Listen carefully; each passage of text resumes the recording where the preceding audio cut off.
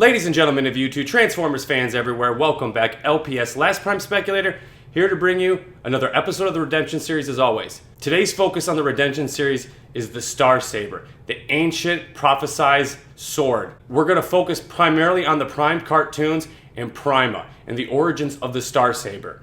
If you're not familiar with the Redemption series focuses on plots, events, characters, artifacts, and stories that were never addressed in Transformers universe. I've created this web series to explain all this misrepresentation of Transformers lore. What better way than the Star Saber? Let's get right to it. Wielded by Prima, one of the original 13 Primes at the dawn of time, the Star Saber, a sword of a weapon unlike any other. Though several other swords throughout the multi-universe share its name, only one could snuff out the stars and crumble the stuff of planets into dust. Many legends swirl around the blade of blades.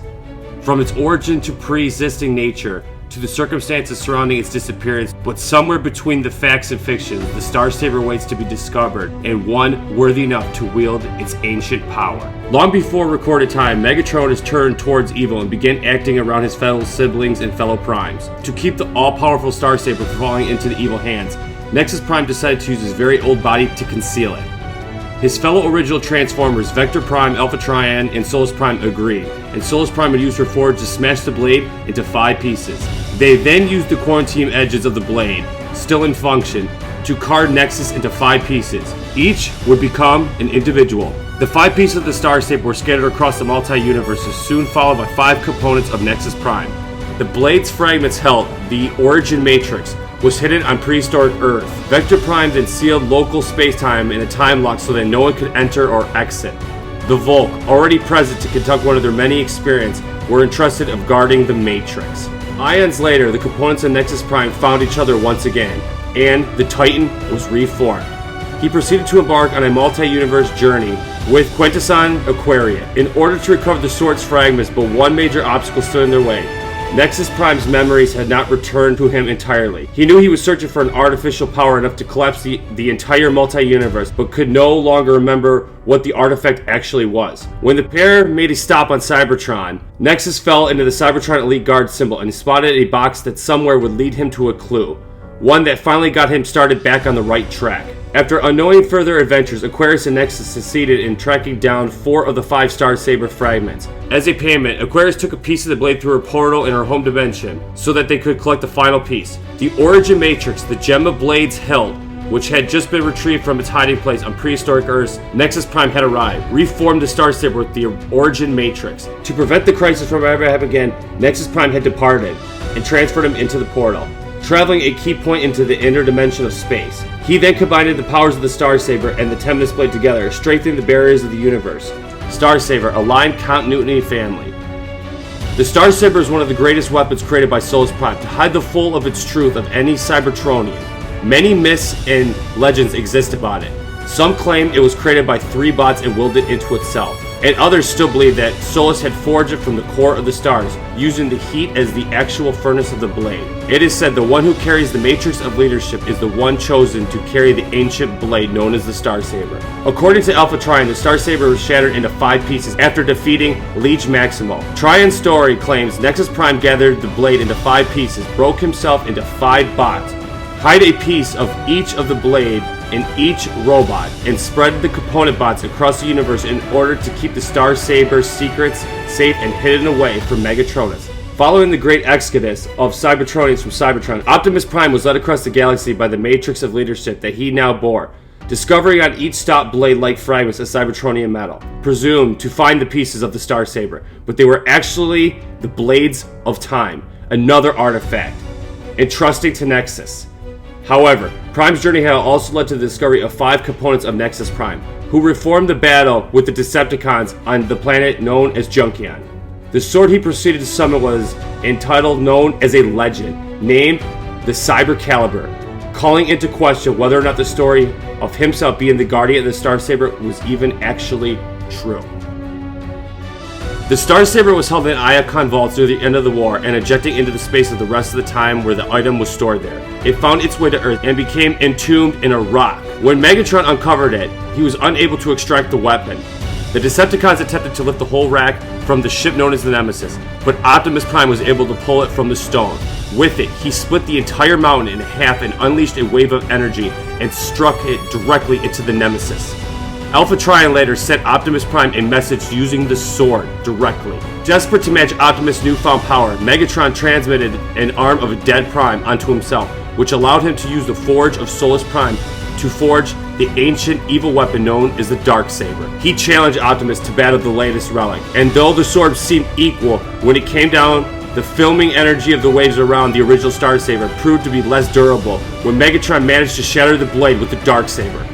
The shards from the blade dissolved into dust, and Optimus took the hilt back to the base with him. After the forge of Solus Prime, Optimus used to reforge the Star Saber and took the blade with him to Cybertron. He used it to battle with Megatron, matching the Dark Star Saber's power, and keeping his opposite busy while the Autobots reclaimed the Omega Keys. Once they succeeded, he used the Star Saber to knock Megatron flying across so the Autobots could retreat. With the Decepticons threatening the children, Optimus had no choice but to throw down the Star Saber. When it turned out that Megatron intended to destroy Earth, he picked up the sword again, using it to slice off Megatron's right arm and destroying the Omega Lock. When the Autobots assaulted the Nemesis, Smokescreen took the opportunity to retrieve the Star Saber. Bumblebee attempted to pass the weapon to Optimus Prime, only to be blasted and killed by Megatron. The Scout was restored by the power of the Omega Lock, which the Decepticons had built into the starship. And he ran at Megatron with the Star Saber, ending the Trion's and evil dictator's life. Optimus used the Star Saber during the ceremony to make Bumblebee a warrior. Hope you guys enjoyed that breakdown of the Star Saber. Now, here's what I really wanted to focus on. Now think about it this way, Prima, the first 13 created out of the Primes, right? Prima was created in an exact mold of Primus, the creator god himself. Prima was the first one created, and he was given the title, the Warrior of Light. The Warrior of Light, that's a big deal.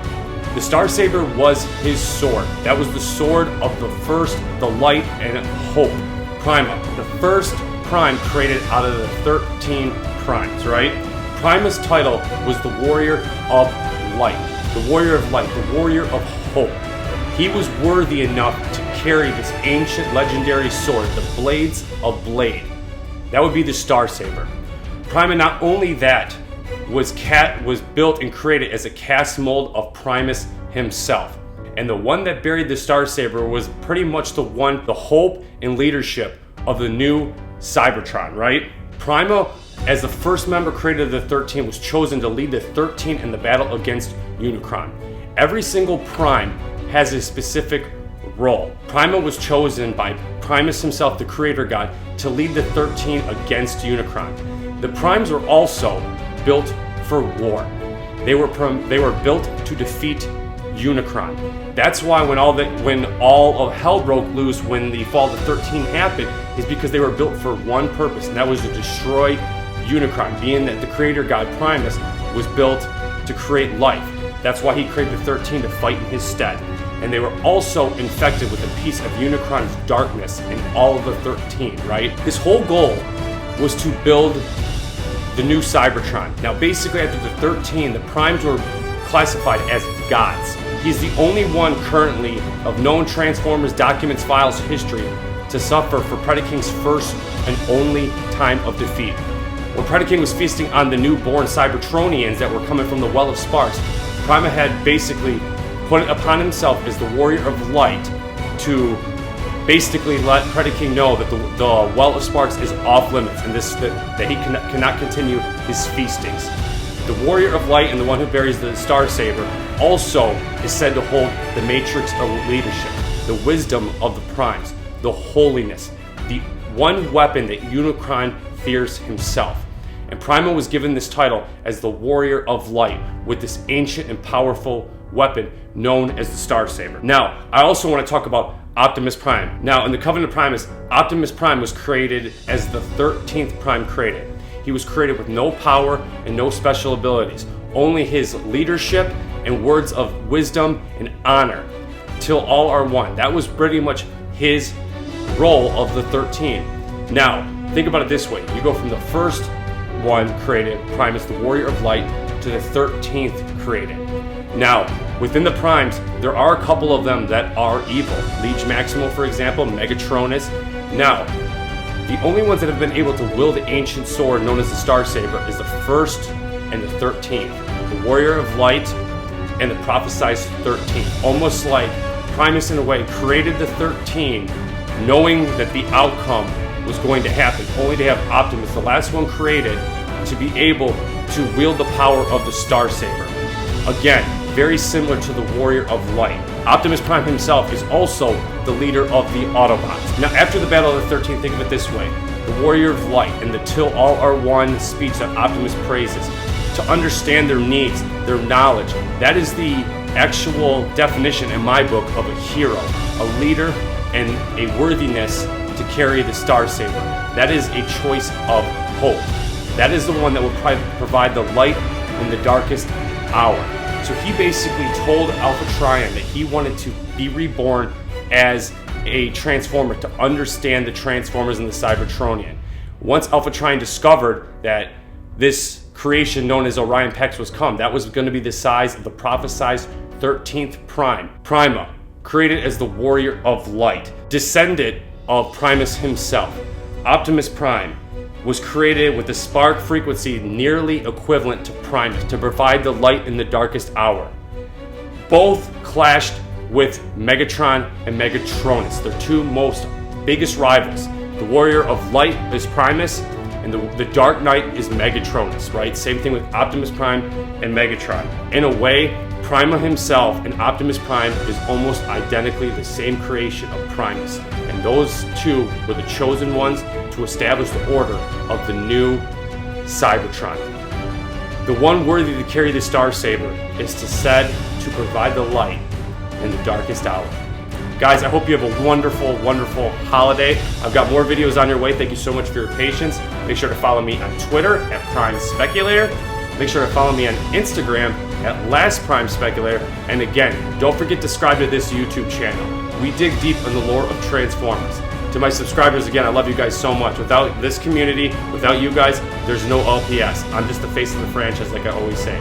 This is LPS bringing you another episode of the Redemption series. Peace.